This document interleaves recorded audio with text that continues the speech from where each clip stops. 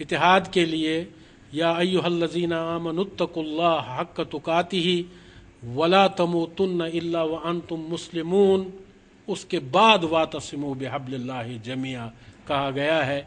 तो हम अगर दूसरी बात पर तो तवज्जो दें, वो पहली बात जो है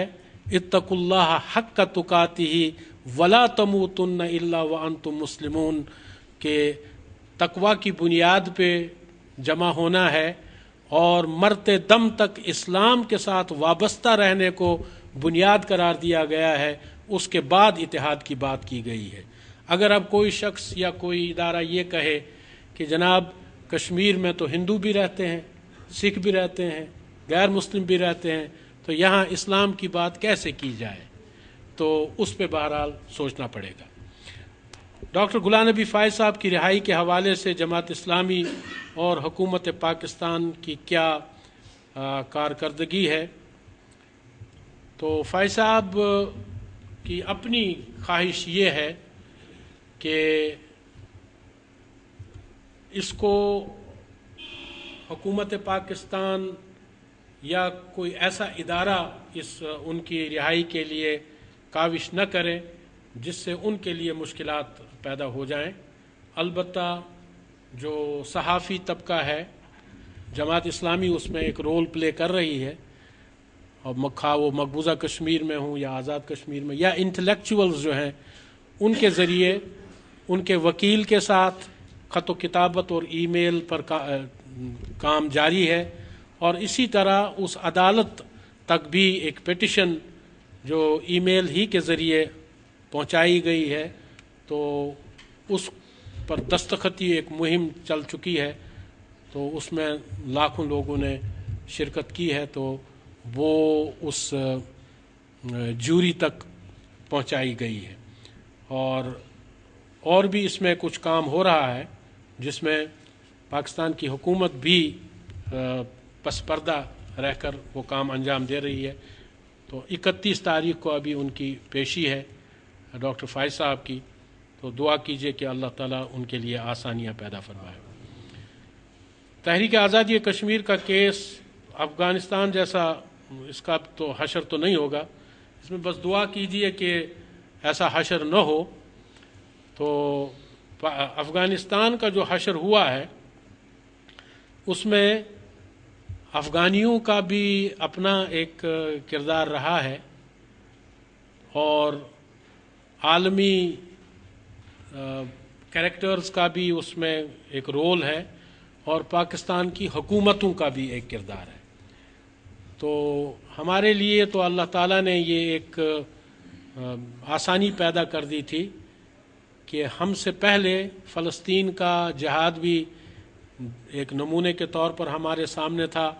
और अफ़गानिस्तान का जिहाद भी हमारे सामने हुआ, और उसमें क्या खामियां थीं, क्या खूबियां थीं, वो सब हमारे पेश नज़र थीं। लेकिन इसके बावजूद हमसे शायद जो कुछ असबाक हमें वहाँ से हासिल करने थे, जो सबक सीखना था, हम वो सीखने से कासिर रहे। तो लेकिन आज जो बातें मैंने आपके सामने की हैं वो दरअसल उस हशर से बचने के लिए एक सबील है, या अभी जो बुज़ुर्ग यहाँ पे बात कर रहे थे, अगर हमने अब भी, यानी कभी देर कभी नहीं होती, तो जिस वक्त ही बंदे की समझ में आ जाए जी आज से हमें ये करना चाहिए, तो उसी वक्त उस काम का बीड़ा उठाना चाहिए। हज़रत उमर रज़ियल्लाहु तआला अन्हु अगर सोचते कि मैंने तो इतनी उम्र रसूलुल्लाह सल्लल्लाहु अलैहि वसल्लम की मुखालफत में गुजार दी, तो अब क्या जाकर उनके पास जाऊं और इस्लाम कबूल करूं, तो वो कभी हज़रत उमर रज़ियल्लाहु तआला अन्हु नहीं बन पाते, तो वो फारूक आज़म कभी नहीं बन पाते, वो उसी तरह के उमर होते जिस तरह उससे पहले के थे। लेकिन जब भी उनको हक समझ में आ गई, बात समझ में आ गई, उसी वक्त से उन्होंने तब्दीली का ऐलान कर दिया। इसी तरह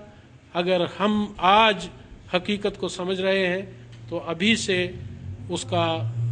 गलतियों का तदारुक करना हमारे लिए ज़रूरी बन जाता है। आपकी इत्तला के लिए ये भी अर्ज़ है कि हुर्रियत कॉन्फ्रेंस और मुत्तहिदा जहाद काउंसिल के सरबराह के खन्ना में एक तवील दिन भर की मीटिंग हुई, उसमें भी इन्हीं मौज़ूआत पे बातचीत हुई और सियासी اور عسکری شعبے کو ہم کس طرح ہم آہنگ کریں، اور مقبوضہ کشمیر میں جو سید علی گیلانی ہے، جماعت اسلامی ہے، اس کے ساتھ اس کو کیسے جوڑ دیں۔ تو ان باتوں پہ کافی پیش رفت ہوئی ہے۔ اسی طرح آزاد کشمیر جماعت کے ساتھ بھی ہم رابطے میں ہیں، تو کافی کام ہو رہا ہے تاکہ ہم افغانستان جیسے حشر سے بچ سکیں۔ پرویز مشرف صاحب کے دور حکومت میں تحریک آزادی پر جو اثرات مرتب ہوئے ان کی وضاحت کریں، یا صحیح ہے یا نہیں اس کی وضاحت کریں۔ تو حقیقت یہ، میں نے اپنے مختصر سے خطاب میں بھی یہ بات کہی تھی کہ پرویز مشرف نے تحریک آزادی کے حوالے سے ایسے کام کیے یا ایسی باتیں کیں یا ایسے فارمولے پیش کیے جن سے تحریک آزادی کی بنیادیں ہل گئیں، اور ہندوستان پہلی مرتبہ یہ سوچنے لگا کہ پاکستان میں اب وہ دم خم نہیں رہا۔ جو باڑ لگوائی گئی سیز فائر لائن پہ، پھر جو کبھی 5 ریجنز اور کبھی 7 ریجنز کی بات کرائی گئی، پھر جو کبھی جو پاکستان کا بیسک سٹینڈ ہے کشمیر کے حوالے سے۔ دیکھیں، جب ہم اقوام متحدہ کی بات کرتے ہیں، اقوام متحدہ مسئلہ حل نہیں کرے گا، یہ لکھا ہوا ہے، ریٹن آن دی وال۔ مگر اقوام متحدہ کی سلامتی کونسل نے ہندوستان کے اس اعلان کو مسترد کیا ہے کہ جموں کشمیر اس کا اٹوٹ انگ ہے۔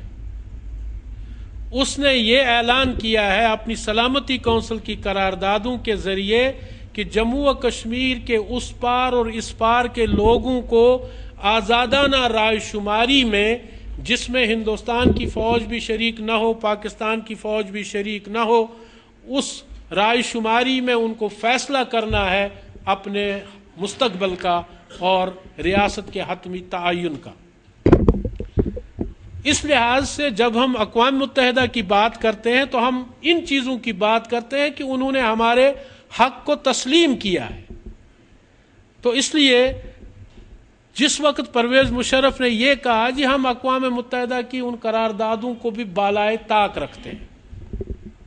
جو ہی آپ ان قراردادوں کو بالائے طاق رکھتے ہیں تو پھر آپ کو لامحالہ ہندوستان کا موقف تسلیم کرنا پڑتا ہے کہ جب وہ یہ کہتا ہے کہ اس حصے پہ میرا قبضہ ہے اور ریاست جموں و کشمیر کے لوگوں نے الیکشن میں حصہ لیا ہے، یہ میرا اٹوٹ انگ ہے۔ وہ کہتے ہیں کہ شیخ عبداللہ نے ہمارے ساتھ معاہدے کیے، وہ کہتا ہے ڈوگرا راجہ نے ہمیں الحاق کی دستاویز پہ دستخط کیے۔ یہ الگ بات ہے کہ وہ دستاویز کہیں ہے یا نہیں۔ تو اس طرح کی باتیں کر کے، اور اسی طرح جو اس کا 4 نکاتی فارمولہ تھا، اس میں ایک ہی بات ٹھیک تھی، وہ تھی withdrawal آف ٹروپس،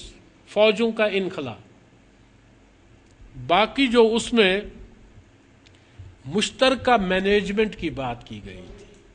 جب میں نے اس سے پوچھا مظفر آباد میں 5 فروری پہ، جناب یہ جو آپ کہہ رہے ہیں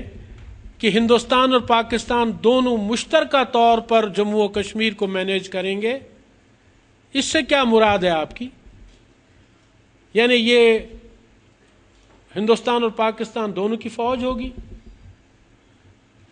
اس نے کہا کہ میں خود ابھی اس میں کنفیوز ہوں۔ یہ پرویز مشرف کے الفاظ ہیں، میں ابھی خود اس میں کنفیوز ہوں کہ یہ کیسے ہوگا۔ اسی طرح ان کا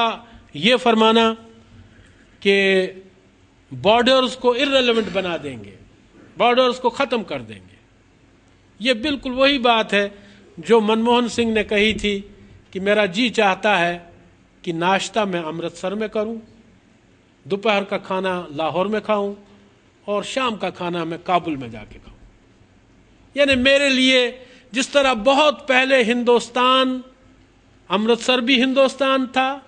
لاہور بھی ہندوستان تھا، کابل بھی ہندوستان تھا،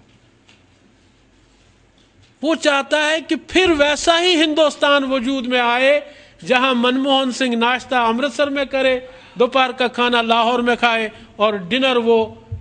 کابل میں کرے۔ تو پرویز مشرف ارریلیونٹ بنانا چاہتے ہیں بارڈرز کو۔ تو یہ وہ چیزیں ہیں۔ پھر اسی طرح جو انہوں نے یہ تجارت کے لیے آسانیاں پیدا کر دیں، تو وہ بھی مسئلہ کشمیر کو ڈائلیوٹ کرنے والی ایک بات تھی۔ گزشتہ سال کشمیر کے اندر جو ایک بھرپور احتجاجی تحریک کا آغاز ہوا،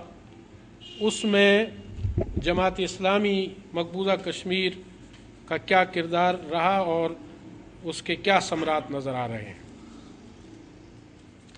لیکن وہ ایک عوامی تحریک تھی، اور جس طرح میں نے اپنی گزارشات میں پہلے ہی کہا کہ ہندوستان کی خصوصی ہدایات رہیں اپنی فورسز کو، اپنی اسٹیبلشمنٹ کو، کہ ہم گوارا کر سکتے ہیں مقبوضہ کشمیر میں ایک عسکری تحریک، لیکن ایک عوامی انقلاب جو ہے وہ ہمارے لیے کسی بھی صورت میں سود مند نہیں ہے۔ کیونکہ عوامی انقلاب جب برپا ہوگا تو دنیا تو یہ کہے گی کہ یہ جو لاکھوں لوگ سڑکوں پہ نکل آئے ہیں، یہ تو کہہ رہے ہیں کہ ہم ہندوستان کے ساتھ نہیں رہنا چاہتے، جبکہ ہندوستان کا دعویٰ یہ ہے کہ یہ کچھ چند سرفرے ہیں جو بندوق اٹھائے ہوئے ہیں، باقی عام لوگ جو ہیں وہ تو ہمارے ساتھ رہنا چاہتے ہیں، اور وہ تو ووٹ بھی دیتے ہیں الیکشنوں میں۔ تو اس میں نہ صرف جماعت اسلامی کا، نہ صرف گیلانی صاحب کا، بلکہ تمام لوگوں کا، خاص طور پر نوجوانوں کا ایک بہت بڑا کردار رہا۔ اب اس کے اثرات کو زائل کرنے کے لیے ہندوستان نے 2008، 9 اور 10 میں یہ عوامی انقلاب وہاں پہ برپا ہوا، اور اس میں ہماری عسکری تنظیموں نے بھی ایک اہم رول پلے کیا۔ وہ یہ کہ سید علی گیلانی کی طرح صلاح الدین صاحب نے بھی یہ اعلان کروا دیا کہ کوئی بھی عسکریت پسند جو ہے بندوق لے کر ان احتجاجوں میں شریک نہیں ہوگا۔ وہ بھی شریک رہے لیکن بندوق کے بغیر، بالکل ایک نہتے لوگوں کا وہ ایک احتجاج تھا۔ تو ہندوستان نے اس کا مقابلہ کرنے کے لیے یہ کیا کہ چونکہ یہ سارا کچھ جون، جولائی، اگست ان مہینوں میں یہ اپرائزنگ ہوتی تھی، تو ہندوستان نے انہی مہینوں میں یا تو مولویوں کے دورے شیڈول کروائے، ہندوستان کے دورے پر مولویوں کو لیا گیا، چیدہ مولویوں کا انتخاب کیا گیا، آئے جی ہم آپ کو ہندوستان میں اپنے سیکولرزم کی کچھ جھلکیاں دکھائیں۔ پھر ان کو درگاہوں پہ بھی لے گئے، اجمیر شریف بھی لے گئے، بستی نظام الدین اولیاء بھی لے گئے، تاج محل کی سیر بھی کرائی، اور برائٹ سٹوڈنٹس جو تھے ان کو ہندوستان کے خاص علاقوں کا، دہلی کا، بمبئی کا، چندی گڑھ کا، منگلور کا، بنگلور کا، وہاں کے دورے کرائے گئے، اور خاص شخصیات سے ان کی ملاقاتیں کروائی گئیں۔ اور اسی دوران انہی مہینوں میں الیکشنوں کا، کبھی پنچایت الیکشن، کبھی ایک الیکشن، کبھی دوسرا الیکشن، تو انوالو رکھا گیا لوگوں کو تاکہ وہ اس طرف نہ جانے پائیں۔ تو اگر آپ اس کو مانیٹر کر رہے ہوں تو آپ کو معلوم ہوگا کہ ان 3 سالوں کے بعد ہندوستان نے اپنی سرگرمیوں کو اس طرح وہاں پہ رکھا کہ لوگ، خاص طور پر نوجوان طبقہ، اس اپرائزنگ کی طرف نہ جا سکے، بلکہ وہ یا تو الیکشن پر توجہ دے، یا پھر ان دوروں پر رہے، یا اس طرح کی باتوں میں رہے۔ تو گویا ہندوستان کی کوشش اب بھی یہی ہے کہ وہ ابھی آنے والے دنوں میں بلدیاتی اور میونسپلٹی کے انتخابات تجویز کیے گئے، اور وہ بھی انہی مہینوں میں ہیں۔ اسی لیے سید علی گیلانی کا بیان شاید آپ نے کل دیکھا ہوگا، انہوں نے کہا ہے کہ